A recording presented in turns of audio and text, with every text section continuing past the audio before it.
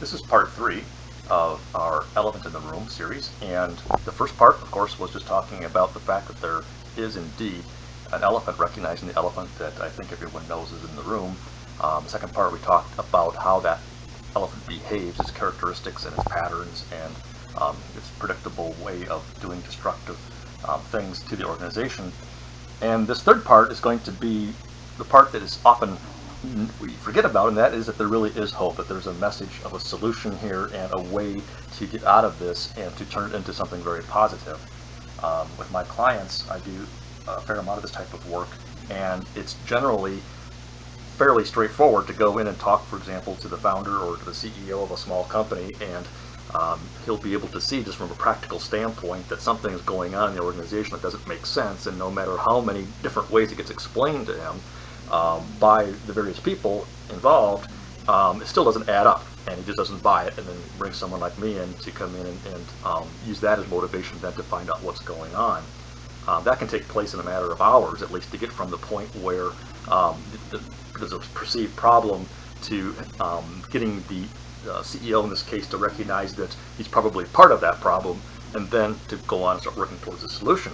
But the interesting thing is, in a problem like this, where you're dealing with a wicked problem, that first part, just trying to convince an organization that there is a problem, and the problem that is actually the real problem, not necessarily the thing that they're chasing, can be a daunting challenge. And we can spend a great deal of time just trying to do the intervention part of convincing someone that the elephant is in the room, that the elephant does exist.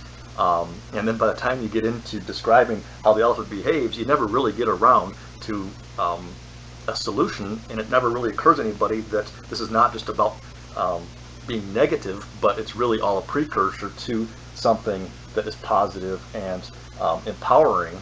And I think that's one area that I fail in dealing with these types of things, when it gets so protracted that we can get quite involved in just this first part. So I want to make sure that whether you agree or disagree or on the fence in terms of my other two videos about the elephant, let's just kind of suspend that disbelief, I guess, for a few moments, long enough to talk about what the message of hope could be if we do indeed recognize that that's what's going on in the organization. The message here is really all about hope, re-empowering the organization, and liberating its members.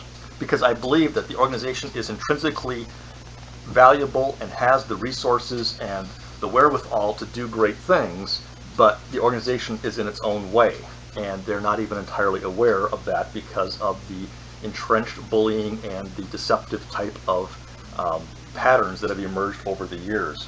So that's what makes this problem wicked, and that's why it gets to be a real challenge and gets to be kind of a riddle and a mind game, and we have to unwind that and keep in mind that really, no matter how you talk about it, no matter how you slice it, you're going to be part of that riddle, because we're all part of that culture that has been put in place over the years. So you really can't avoid being part of this semantic riddle game, and the only way I think you can rise above that is to, one, realize that it's really not in our control, and it really has to be elevated to God.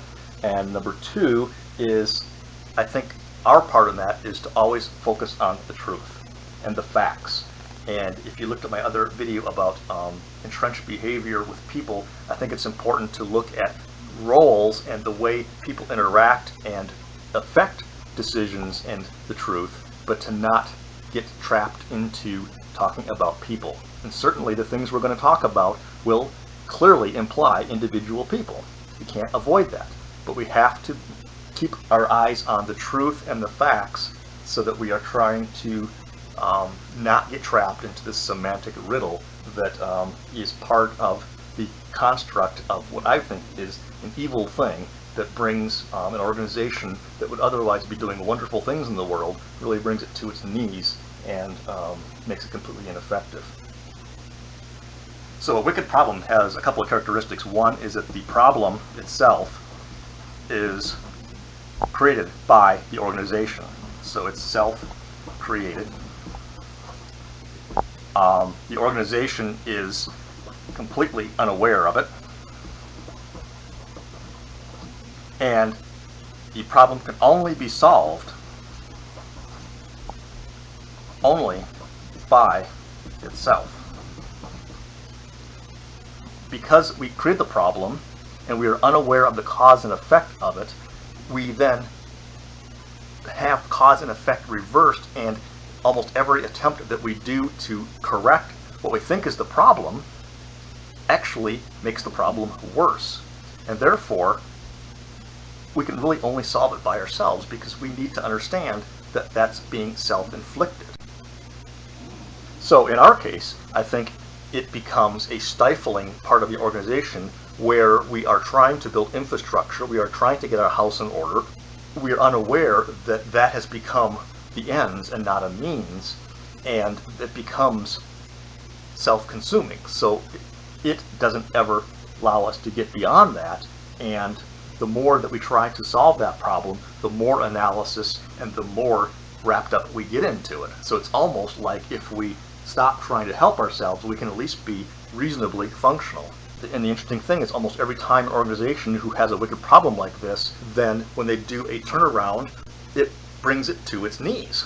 Because, again, cause and effect is backwards, so they tend to do all the things the wrong direction. So it reinforces the very things that are causing them to have this response to begin with. What is the problem? This is about reclaiming the church. This is about having the members and the people who have invested their lives in this and who want to do great things but are being limited, to make sure that we understand that everything, all the nouns, everything around us is all means and not an ends. The essence of this thing is really about truth. The truth, the whole truth, and nothing but the truth. Why is truth so important? Because this is about deception. And it's deception at different levels and for different reasons, but nonetheless, deception is deception. And, this may sound silly, deception is deceiving. It's about not commingling opinion, hurt feelings, difference of opinion, half-truths, all those kinds of things cannot be commingled with the truth. If it is tainted in any way, it is deception, and we have to call it that. So it's the essence of this thing is getting at the truth so that the truth can really set us free. That's what it's about. So what has emerged out of this? A culture of bullying and a pattern of abuse. That's really what it is. This is very similar to domestic abuse and just as destructive to the people involved and just as sad to those who would depend on us. So we have to recognize that we're part of this, and we are probably going to deny it. We are going to rationalize it. What are we doing? We are stealing God's temple. We are taking away the essence of what we are all about. Now, what are some of the gotchas on this thing? Again, we've talked about this, but it's not the people. It's an organizational, entrenched, systemic level bullying that has bullies as individuals in the organization, but that bullying is going to exist with or without those people because it has become so entrenched, and it has become wicked in the sense that no one else is going to be able to solve it. Bringing in a consultant is going to, in itself, reinforce the bullying behavior.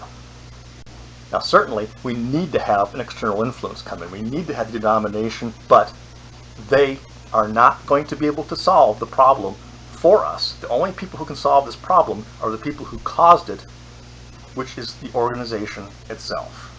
Keep our eyes on the truth, beware of this deception, reclaim our church, and use those external agents as a compass to keep us on the truth. So it's the essence, the emergence, and the entrenchment is what this is really about. Now, it's also important to do some reading on this when we're trying to understand what's going on with the entrenched bullying and the deceptive behaviors, because this is by no means something unique to us. In fact, I'm just amazed at how common this is. Almost every struggling church has at least one dysfunctional bully who goes out of their way to be a big fish in a small pond. Often that is the primary reason the church may be struggling. This person gets his or her self-worth by keeping the church so intimidated either by their actions or their money that very little can happen without that person's approval. The sad thing is most leaders know that this person is a stumbling block to the church's future, and they won't do anything about it. The church leaders usually ignore the bully, thinking that that is the Christian thing to do, and in so doing, they assist the stunted growth or even the death of the congregation.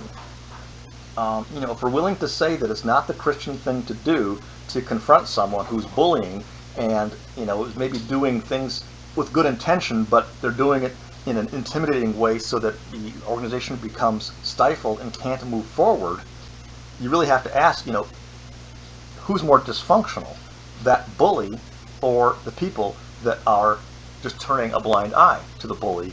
So if we're going to do the blaming thing, then I guess we need to blame the bully, and then we need to blame the people who allowed the bully, blame the people who allowed the people, and we can just send everybody home, I guess, because the organization will then just not be in existence anymore. Now, do we have to deal with aggressive behavior? Certainly, but I think we cannot start with the premise that this is about blame and not having ownership for it. The organization is its own entity. It is all of us and it is none of us. It is not a living, breathing thing. So we cannot use the same criteria as you would for other people. You can easily say that you need to worry about the plank in your eye before worrying about the splinter in somebody else's eye. And I think that makes good sense. But the church is us. So we have to be able to differentiate between blaming each other and understanding that collectively we are the organization. And the only way that the system can change is for us to change it. So we need to take personal ownership of that. Question is, should we do that? And who should do that? And how do you do that? So we'll tackle each one of those. The first one is, should we? I'm going to appeal to two bodies of work that are certainly more credible than my words: the Declaration of Independence and the Bible. That whatever any form of government becomes destructive of these ends, it is the right of the people to alter or to abolish it, and to institute new government, laying its foundation on such principles and organizing its powers in such form as to them shall seem most likely to affect their safety and happiness. Prudence indeed will dictate that governments long established should not be changed for light and transient causes, and accordingly all experience hath shown that mankind are more disposed to suffer while evils are sufferable than to right themselves by abolishing the forms of which they are accustomed. But when a long train of abuses and usurpations, pursuing invariably the same object, evinces a design to reduce them under absolute despotism, it is their right, it is their duty to throw off such government and to provide new guards for their future security. So there's a couple of things in here I think that are very significant. You don't do something like this just for light and transient reasons. It has to be done for just causes. However, they're also pointing out that history has proven time and time again that people err on the side of allowing things to continue to function in an evil fashion rather than to abolish it. So they tend to err on the wrong side of that. So I think we need to define a couple of words here. So despotism stems from the word despot, which is roughly translated as a master or one with power. It is someone of unlimited power and authority, such as the pharaohs of Egypt. Despotism is saying it is a form of government in which a single entity rules with absolute power in the fashion of a despot. And it doesn't necessarily mean that it is literally a dictator or literally a master, but it is behaving that way. That, I think, ties right into our command and control and our blaming and shaming that keeps the command and control elevated and in power. That when the organization's leadership has been reduced to that level, it is then not only your right to throw off such government, but it is your duty. It can be interpreted to say that those who recognize that this problem exists and those that have the ability to do something about it, not only it is their right to do something, by virtue of the fact that they recognize it and can do something about it, it makes it their duty to act on it. It's simply saying those in the ranks that recognize it and can do something about it must do something about it. And I think that's a very powerful statement. We can look at this from another perspective in saying that one of the big downfalls of the established church is that we have taught ourselves to be nice instead of being Christian. In spite of aspiring to be a disciple of Jesus, we teach that the essence of Christianity is to be nice. Where did we get such a notion? Certainly not from the actions of Jesus. One of the hallmarks of his ministry was his constant attack on the status quo. He challenged it every time he could. He even went out of his way to upset the religious bullies of his time. Jesus loved church leaders too much to allow them to remain such small people. Jesus loved his disciples too much to let them miss one or more important lessons of being a servant to others. Being nice really has nothing to do with being Christian. Being nice is often nothing more than a lack of compassion for people. Just as Jesus entered the temple, it is written, "My house shall be called the house of prayer, but you have made it a den of thieves." And I think what ticked off Jesus was that the religious leaders were using the only place that people could worship and serve God and serve others as a place for their own means. The focus of the religious leaders became on themselves, not on the spiritual vitality of what the organization is to be about. So Jesus drove them out. When we say that we just leave it the way it is because it's always been this way and we don't want to upset the apple cart and it's just not worth it and we want to be nice and all these kinds of rationalizations, we are really robbing our community, the society, of a chance to join us in our journey of faith. It's really not something that can be tolerated. If we really love people and if we really want them to experience the love of God, then we will not ever allow the bully to rob others of their spiritual birthright. And this is a slippery thing when you're dealing with entrenched bullying that is deceptive, because the worst thing you can do is to give them more attention by giving in to them. The passionate thing to do is to hold them accountable by keeping things focused on the truth and the goals and objectives of the organization and not all of the minutia that separates us from God. People who would rather be nice than be Christian do not love enough. They don't have enough compassion. They are more afraid of hurting someone or of being hurt themselves. If we really cared about people, we would not allow anyone to bully others into submission. Instead, we would want every person to feel free enough to express their hopes and dreams, to stretch their wings, and to reach their God-given potential. If we really loved people, we would not base our decisions on whether or not people would like us for those decisions. Being nice or being liked is never a goal for followers of Jesus. So what is it accomplished by being nice? What do we really get done? Well, realistically, we have more dysfunctional people.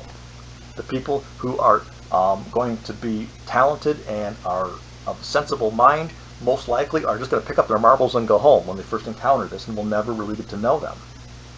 We're going to have an intimidated organization. We're going to have an organization that is fear-driven. We're not going to be able to spread the gospel. We're not going to be able to get out of our own four walls. We're not going to have much hope for renewal or growth because that process, as I explained before, becomes self-destructive. So the very message of hope that we're going to emerge from this becomes a message of hopelessness. And church leaders become greatly discouraged to the point where they simply throw up their hands and quit, or they just become stagnant. Should we? Not only yes, but we must and we're called to do that. So it becomes, who is the we? Who is to do this? Naturally, we're going to look at our own leaders. We're going to look at our board of directors, and we're going to look at our clergy. That would be the logical people that are going to lead us out of this problem. The question becomes, is it even wise to expect change to come from leadership? From a systemic standpoint, it's a little bit of a goofy question because our leadership as a collective whole, it is what it is. the outcomes that we are getting right now are exactly and precisely the outcomes that we should be getting based on the way we are currently functioning together. So you need to somehow upset the apple cart enough to change our very patterns that we're doing that we aren't probably even fully aware of. So that's the wicked part of this. And outside influence is going to try to do something, but most likely it's going to either be short-lived or it's going to simply re-entrench the very behavior that it tried to unentrench. And that's just kind of a fact of life of how this works. So let's just kind of go through it. I think the board of directors certainly needs to be involved. All leadership needs to be involved, but it's not going to come organically from any leaders. Should it be the pastor? I think that's probably the first person people look towards. There's a couple of reasons why that doesn't really make sense. First of all, the pastor is an employee, but they typically have not been in the organization long enough to understand patterns and the culture, because those things come in waves that typically line up with the coming and going of pastors. So whether the person has been there for a year or 10 years, it doesn't really matter. All they've experienced is the cycle that they have been part of. All they're going to know about the previous pastor's cycle and the one before that is something that's secondhand or anecdotal. And that is not evidence, that is not truth-based. So they are not going to have that perspective. And they are in a very vulnerable position, because when the pastor stands up against a bully, he lays his job, his livelihood, his income, his support for his family, and his very career on the line.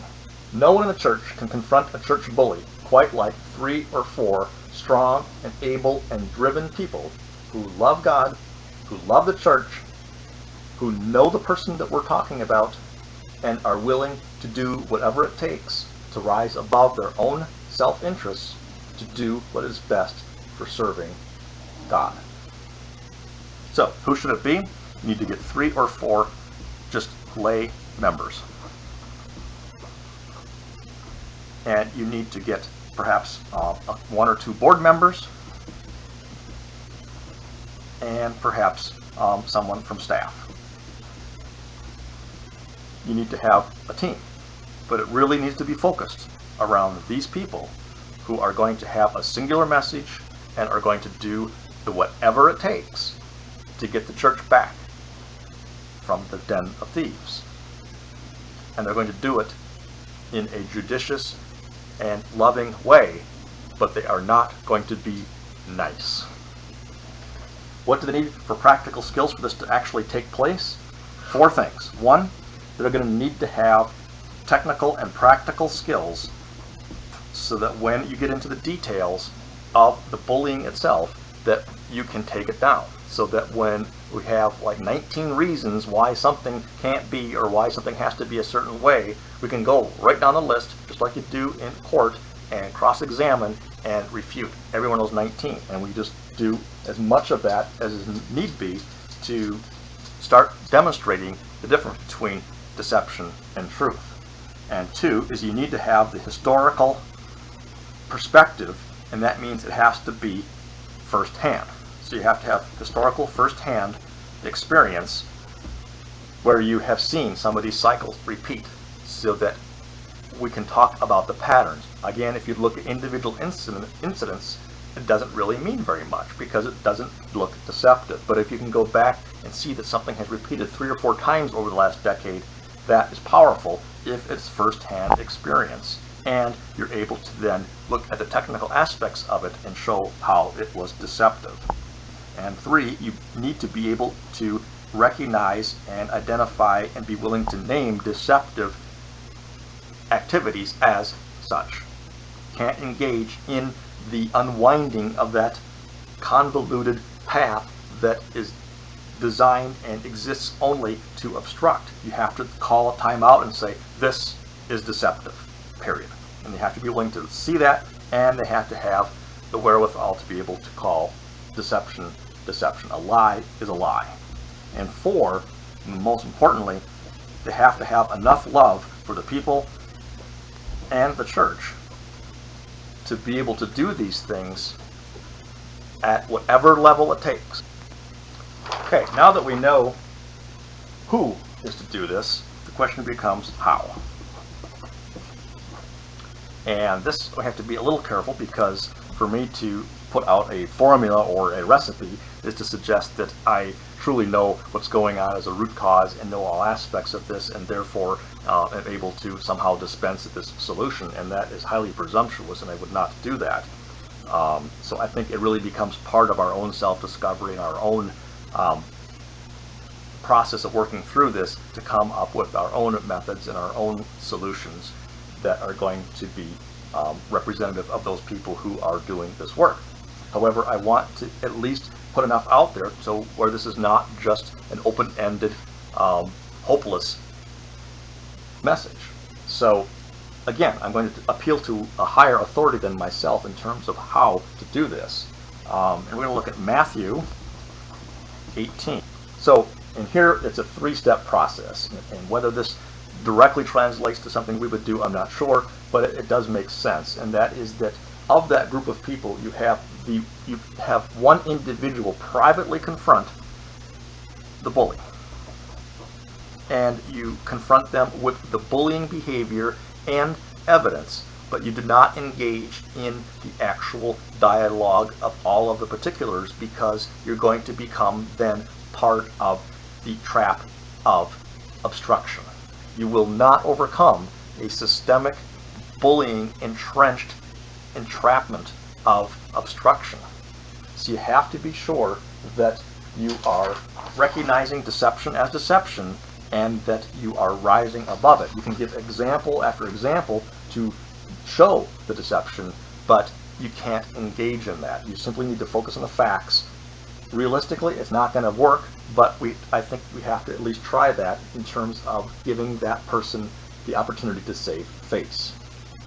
The second thing you do then is have that entire group, the 3 or 4 lay people and board members or whoever is going to be that part of that group, then confronts the person with more particulars and becomes very direct and specific. So this would be the group confrontation, and then third is that the person is brought before the church.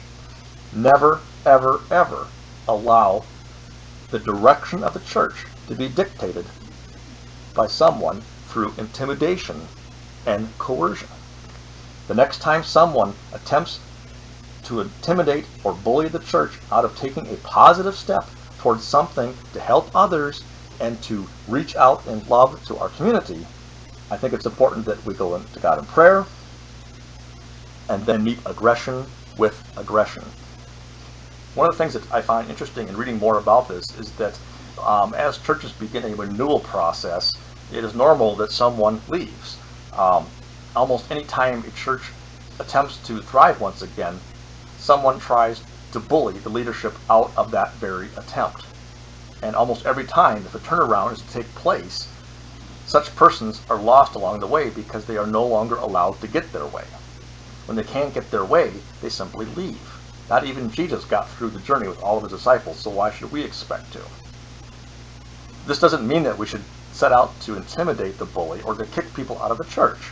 It does mean that we care enough about the future of the church to not allow anyone to stifle its ability to liberate people from more victimization.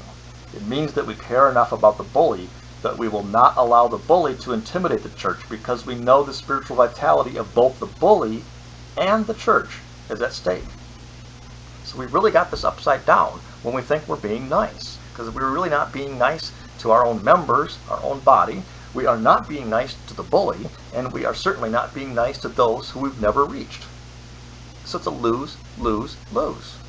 For us, is it the bully who leaves, or is it the talented and sensible people who are willing and able and want to give their spiritual gifts, who simply get turned away? So how does this small group of committed congregants deal with a bully that is not going to change? I think this is one of those things that I call a Jesus moment in our life, where we have to deal with a conundrum, an oxymoron that simply doesn't make sense, but it's the reality of our world. Kind of like, to prepare for peace, you have to prepare for war. And you can get trapped very easily into saying that if we're going to do something aggressive towards the bully, then we are bullying the bully. But I think the difference here is a couple of things. One is that we're being very transparent and we're doing it on behalf of the organization, and we are not doing anything to be deceptive. And two is we are meeting aggression with aggression. The reality of life is that you need to deal with aggression with aggressive acts. This needs to be done very judiciously, and it needs to be done factually, swiftly, and by a committed group of people that are operating transparently. So when the organization becomes under siege and there is no alternative, then I think that that's what needs to be done. Another way of looking at that is that a body can't live with cancer, and this is a cancer. This is something that is insidious and grows and eventually consumes and takes over the organism. To get the cancer out, you have to take the whole cancer. You can't just piecemeal it out and expect there to be results. You also have to have a certain margin around where you take some good tissue out to get the entire cancerous tissue. This I think we have to be very careful of, because we are also quite willing in the past to just accept people who fall out from various initiatives and turnaround efforts, and we just accept that they are essentially casualties of war and move on. And I think, there's certainly something to be said that you're going to lose some people, and it may not be completely just, but I think we have to break that cycle as well, because that's another bullying thing where we're just saying that, that's just the way it is, and it doesn't have to be that way. I think if we do this in a judicious way, we do this swiftly and quickly, if people have been marginalized, if people leave or something, I think there is that opportunity to redress the issues and invite them back. And I think that that's critical, because the people who tend to leave, as I mentioned earlier, are the ones that have great gifts to give. Can this small group of people actually accomplish this? I think Margaret Mead has a great quote. "Never doubt that a small group of thoughtful, committed citizens can change the world. Indeed, it's the only thing that ever has." I've been asked many times, why this has to become a riddle or such a non-direct way of dealing with something. Why can't we just name it and fix it and be done with it? And I just kind of chuckle at that when I think about all that I just explained about how preposterous that is, because that's essentially saying it's a thing or a person, and that we need to whack it on my head and then the problem goes away. And that's the epitome of blame and shame and command and control. So you have to have a solution that is intrinsically oriented to solving the problem. It's like saying you want to reduce bureaucracy, and to do so, you're going to do it through a bureaucratic process. It's just a little absurd in my world. I think if you're going to have a change in paradigm, then that change needs to be a paradigm shift in itself. And I think that's what this is about. So it becomes a process of self-discovery. The solutions to these problems are cultural. They are really in our heads. They are the words we use, the way we interact. That's where the change is going to be affected. It's not going to be in necessarily in policy. It's not going to be in the finances. It's not going to be in different people and so on. All those things are going to be manifestations of the culture change. But the actual culture change is going to be a gentle, subtle thing. It's going to be a tipping point, but that is going to become a big lever, so that down the road, perhaps months or even years, the effect will be huge. But to do that, you have to understand that you've had the power all along, and it really is a leverage point. It really is something that can affect huge change with small effort.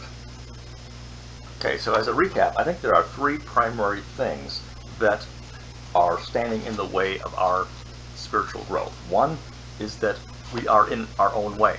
We are our own obstacle.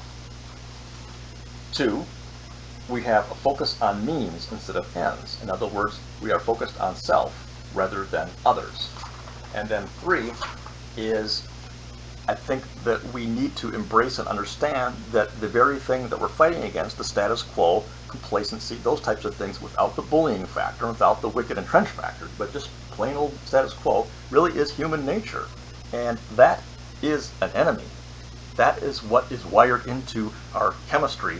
That is part of us that is going to happen in the absence of something that elevates us above that.